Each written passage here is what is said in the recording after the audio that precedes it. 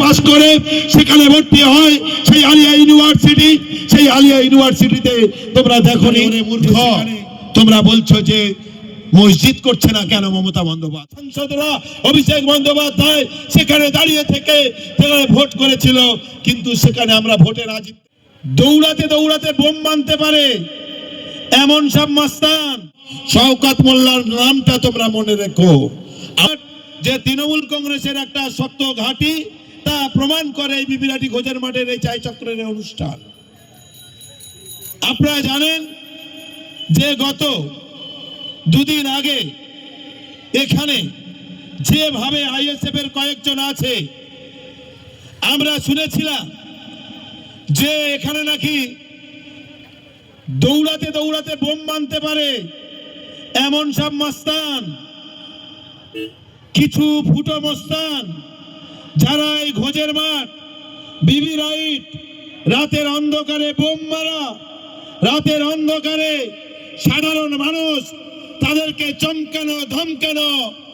এই আইএসএফ এর কয়েকজন যদি মনে করে যে ঘুজের মাঠের মানুষকে এবং বিবিরাটের মানুষকে চমকিয়ে ধমকিয়ে, এবং কয়েকজন আছে আমরা জানি কোথায় কোথায় যায়, কোথায় অশান্তি বাঁধায়, কোথায় চক্রান্ত করার চেষ্টা করে, সেটা কিন্তু আমাদের কাছে বিলক্ষণ জানা আছে।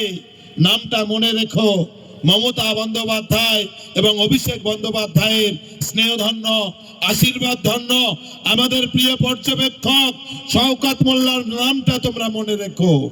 আমাদের টিম তৃণমূল কংগ্রেস একটাই কথা বলতে জানে যে এখানে আমরা নারায়ণপুর অঞ্চলে গত 21 সালে কারা গাড়ি ভাঙচুর করেছিল, কারা কোথায় 23 সালের পঞ্চায়েত নির্বাচনে 15 তারিখ 13 তারিখ 14 তারিখ আমাদের কিন্তু তার লিস্টেড রয়েছে। শুধু সময়ের অপেক্ষা। তোমাদের যারা এখনো পর্যন্ত বারুইপুরে, যারা এখনো পর্যন্ত আলিপুরে যায়নি, যারা এখনো লালবাজার যায়নি, তারা মস্তানিটা করুক। যারা গিয়েছে তারা বুঝুক যে এখানে মস্তানি নয়, ভাঙড়ে শান্তি প্রতিষ্ঠা করতে হবে, ভাঙড়ে উন্নয়ন করতে হবে। ভাঙড়ের কাজ গত 2 বছর 2.5 বছর ধরে মাননীয় শওকত মোল্লা মহাশয় যে কাজটা করছেন। আরে তুমি তো নৌসাদ সিদ্দিকী, তোমাকে তো ভাঙড়ের মানুষ ভোট দিয়েছিল, ভাঙড়ের মানুষ তোমাকে বিধায়ক করেছিল অনেক আশা নিয়ে, অনেক স্বপ্ন নিয়ে। তুমি তো বলেছিলে হসপিটাল করবে, তুমি তো বলেছিলে রাস্তা করবে, তুমি বলেছিলে ব্রিজ করবে, তুমি কিচ্ছু করোনি। তুমি প্রতি বছর 70 লাখ টাকা পেয়েছো, 5 বছরে 3.5 কোটি টাকা পেয়েছো, তুমি তো 1 টাকার কাজ করতে পারোনি। তুমি তো এই নারায়ণপুর অঞ্চলে কোথায় ক টাকার কাজ করেছো?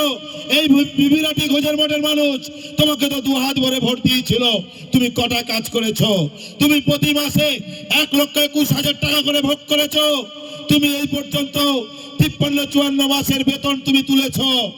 তুমি কি করেছো? সেই 60 লক্ষ টাকার মতন তোমার পাওয়া হয়ে গেছে। তুমি ভাঙড়ের মানুষের জন্য একটা সার্টিফিকেট দাওনি। দিয়েছে প্রধান, দিয়েছে মাননীয় শওকত মোল্লা, যে সার্টিফিকেট আমরা এখানে এনে আপনাদেরকে দিয়েছি, কিন্তু আপনারা নৌসাদ সিদ্দিকীর সার্টিফিকেট পাননি। নৌসাদ সিদ্দিকীর কোটা ত্রিপল পাননি। তিনি প্রতি বছর 1000 করে ত্রিপল পায়। কোন মানুষের কাছে পৌঁছেছে ত্রিপল? নৌসাদ সিদ্দিকীর। নৌসাদ সিদ্দিকী যে ঈদের সময়, পূজার সময় জামা কাপড় পায়, সেগুলো কোথায় গিয়েছে? তিনি কম্বল পায়, সেগুলো কোথায় গিয়েছে? একজনের বিধায়ক, তুমি দেওয়া উচিত ছিল, তুমি দাওনি।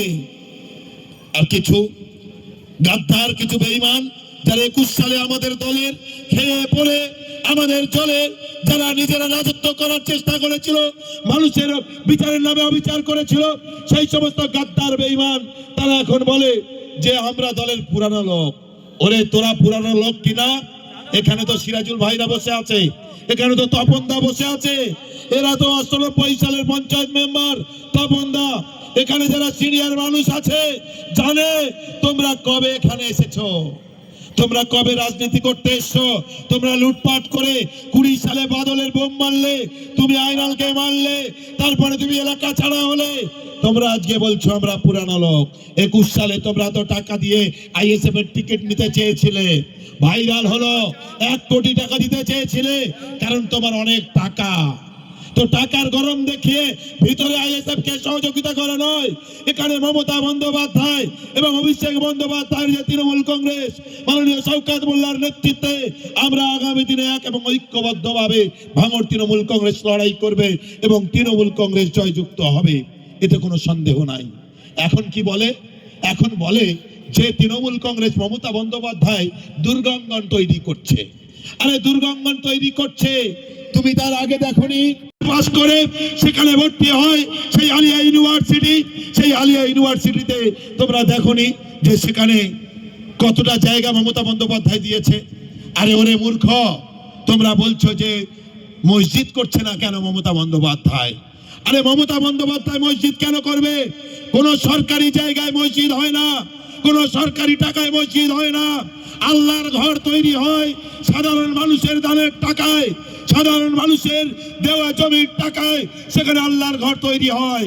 তাই তো তিনি আল্লাহর ঘর তৈরি করতে পারেননি, তাই তো তাকে করতে পারবে না। মুসলমানরা চায়ও না যে আল্লাহর ঘর একটা সরকার তৈরি করুক, সরকারি জায়গায় যে মসজিদ হবে সেই মসজিদে নামাজ হবে না, এটা তো আমরা সকলে জানি মসজিদ হতে পারে না। তাই আজকে সেই জায়গায় দাঁড়িয়ে ওয়াকফ নিয়ে কথা বলে, যে ওয়াকফ অ্যামেন্ডমেন্ট বিল, সেই বিলে মমতা বন্দ্যোপাধ্যায়ের সরকার সবচেয়ে বেশি বিরোধিতা করেছে। সমস্ত এমপিরা এবং ভারতবর্ষের সমস্ত বিরোধী দলগুলো ভোট দিয়েছিল, কিন্তু কেন্দ্রীয় সরকার যেহেতু বিজেপি সরকার, তারা সংখ্যাগরিষ্ঠ, সেই কারণে রাত 2টো পর্যন্ত আমাদের লোকেরা, আমাদের সাংসদরা, অভিষেক বন্দ্যোপাধ্যায় সেখানে দাঁড়িয়ে থেকে ভোট করেছিল। কিন্তু সেখানে আমরা ভোটে না জিততে পারা এই আইনে পরিণত হয়েছে, এবং সেই আইনে পরিণত হওয়ার পরে এই বাংলায় আগে যে ফরম্যাটগুলো ফিল আপ করতে হতো সেইগুলোই করতে হচ্ছে সুপ্রিম কোর্টের আইন অনুযায়ী। সেখানে দেখবেন সেখানে 2জন হিন্দু কমিউনিটির মানুষকে রাখার কথা বলা হয়েছিল, সেটা বাদ গিয়েছে। এখানে আমাদের সম্পত্তি, আল্লাহর ঘর, আল্লাহর সম্পত্তি, ওয়াকফ সম্পত্তি কেড়ে নেওয়ার অধিকার কারণ নেই। এখানে বিজেপিকে আনার সুকৌশলে নওশাদ সিদ্দিকী সহ আরো কয়েকজনকে লাগিয়ে দেওয়া হচ্ছে যাতে মুসলমান ভোট কেটে এখানে বিজেপিকে নিয়ে আসা যায়। মমতা বন্দ্যোপাধ্যায় তৃণমূল কংগ্রেস, আমাদের তৃণমূল কংগ্রেস 46% আর বিজেপির 39%, মাত্র 7% কম আছে বিজেপি। আর এই 7% ভোট যদি ওরা কেটে নিতে পারে তাহলে এখানে বিজেপি ক্ষমতায় চলে আসবে। এই আশা নিয়ে এই বিজেপির দাবেদারি করার জন্য এখানে কিছু লোককে ছেড়ে দেওয়া হয়েছে। তাই তার উন্নয়ন করার কথা। ভাঙড়ের মানুষ আমরা, ভাঙড়ের সন্তান আমরা, ভাঙড়ে আমরা শান্তি চাই, ভাঙড়ে আমরা একটা সুন্দর পরিবেশ চাই, যেটা শওকত মোল্লার নেতৃত্বে আমরা ভাঙড়ে একটা নূতন ভাঙড়, একটা সম্প্রীতির ভাঙড়, একটা হিন্দু মুসলমানের ঐক্যের ভাঙড়, একটা সম্প্রীতির ভাঙড় আমরা উপহার দিতে চাই। আপনারা আসুন, সকলে মিলে ঐক্যবদ্ধভাবে আমরা এই কাজ সম্পন্ন করি। জয় হিন্দ।